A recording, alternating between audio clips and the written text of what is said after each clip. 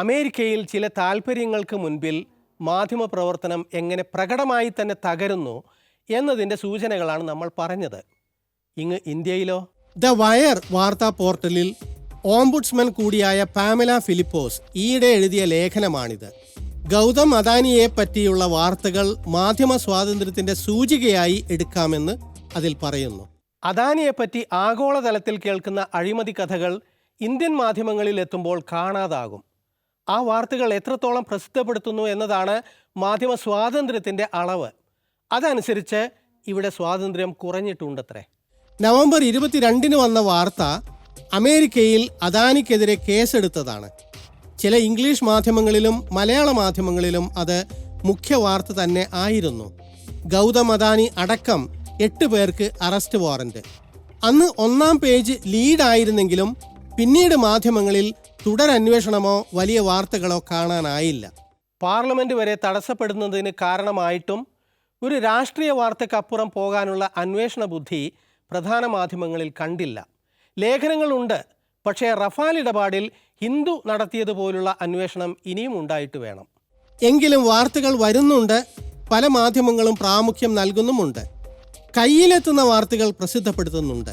എങ്കിലും ഒരു വർഷം മുൻപ് ദ ഗാർഡിയൻ എന്ന വിദേശ പത്രം ചെയ്ത വാർത്ത നോക്കുക.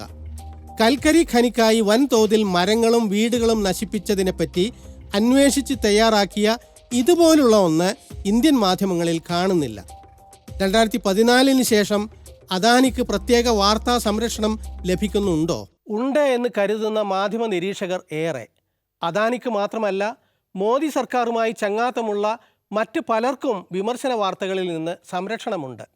ദ കാരവൻ മാഗസിൻ ഡിസംബർ ലക്കത്തിലെ കവർ സ്റ്റോറി കാണുക.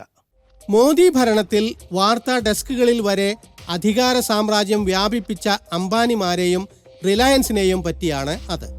മാധ്യമ ശൃംഖലയായ നെറ്റ്വർക്ക് 18, അതിൻ്റെ ചാനലുകളും മറ്റ് മാധ്യമങ്ങളും അടക്കം മുകേഷ് അംബാനി സ്വന്തമാക്കിയപ്പോൾ സാഗരിക ഘോഷിനെ പോലുള്ള സ്വതന്ത്ര ജേർണലിസ്റ്റുകളെ ഒഴിവാക്കി.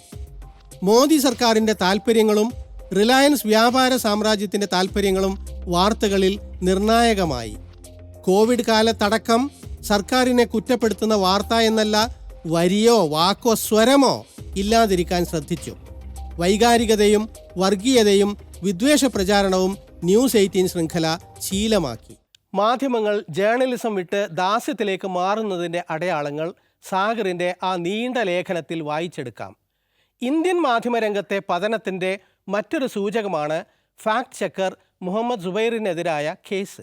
യതി നരസിംഹാനന്ദിൻ്റെ വിദ്വേഷ പോസ്റ്റുകൾ പോലീസിൻ്റെയും സമൂഹത്തിൻ്റെയും ശ്രദ്ധയിൽ കൊണ്ടുവന്നതിന് ജീവപര്യന്തം ശിക്ഷ ലഭിക്കാവുന്ന കുറ്റം ചാർത്തി കേസ്. കള്ളവും വെറുപ്പും പരത്തുന്നവർക്ക് കയ്യടി, നേര് പറയുന്നവർക്ക് ലാത്തിയടി. കള്ളങ്ങളുടെ പിടിയിലായ ഒരു സമൂഹവും പുരോഗമിച്ചിട്ടില്ല, നിലനിന്നിട്ടുമില്ല. നമ്മുടെ മാധ്യമരംഗത്തുള്ളത് ഈ രാജ്യത്തിൻ്റെ തന്നെ അവസ്ഥയാണ്. മാധ്യമങ്ങൾ നേരിൻ്റെ വഴി സ്വീകരിക്കുമ്പോഴേ രാജ്യം ജീവിക്കൂ. ഈ ലക്കം മീഡിയ സ്കാൻ തീരുന്നു. വിശേഷങ്ങളും ദൃശ്യങ്ങളും media1@media1tv.in എന്ന വിലാസത്തിൽ അയക്കാം. പഴയ ലക്കങ്ങൾക്ക് Media One വെബ്സൈറ്റ് സന്ദർശിക്കുക. mediaoneonline.com/programs/mediascan എന്നതാണ് വിലാസം.